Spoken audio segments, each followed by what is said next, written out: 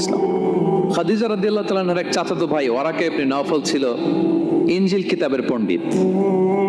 খাদিজা রাদিয়াল্লাহু তাআলা আনহা বিষ্ণুকে নিয়ে চাচাতো ভাইয়ের কাছে গেলেন, যে বলেন, ভাই ওরাকা দেখেন তো মুহাম্মদ কি বলে, সে কি দেখছে, কি নিয়ে আসছে, কাঁপতেছে আর বলতেছে আমি মরে যাব, আমাকে কম্বল চাপা দাও।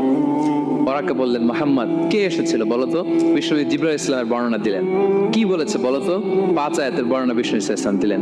তখন বিষ্ণু ইসলামের কথা শুনে ওরাকা বলল, তোমার কাছে যে এসেছে ওয়াহুয়ান নামুস, মানে জিবরিল, সে সব নবীদের কাছে এসেছে। মুহাম্মদ তুমি নবী হবা, তুমি কি হবা?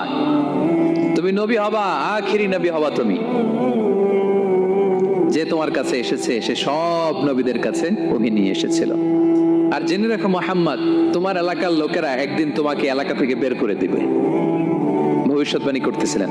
বিশ্বনবী বললেন, আওয়া মুখরিজিয়াহুম, আমার ভাই বেরাদার, আমার জ্ঞাতি গোষ্ঠীর লোকেরা আমার এলাকা ছাড়া করবে?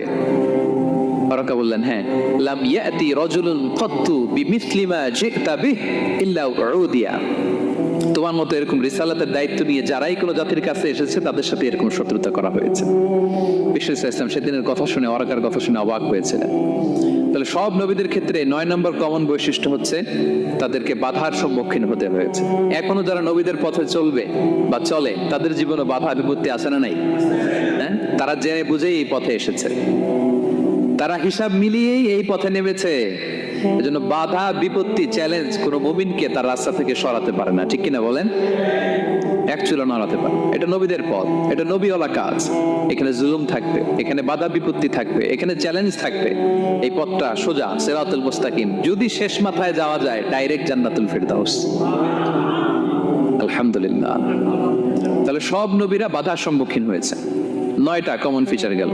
10 নম্বর, দ্য লাস্ট কমন ফিচার, পৃথিবীর সব নবীরা ইন্তেকাল করেছেন, আর কোন নবী আসবেন? আসবে? পৃথিবীর সব নবীরা মারা গিয়েছেন, কিন্তু আলামুল বারজাখে, বারজাখের জগতে নবীরা জীবিত।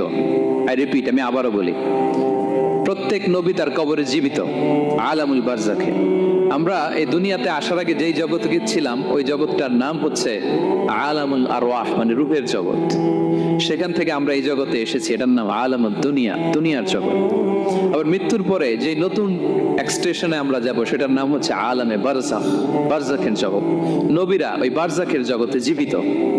বিষ্ণু ইসলাম সুনানে আবু দাউদের হাদিসে বলেন যে ইন্নাল্লাহা হাররামা আলাল আরদি আন তাকুলা আজসাদাল আম্বিয়া, আল্লাহ তাআলা এই জমিনকে, নবীদের দেহকে কনজিউম করাকে হারাম করে দিয়েছেন।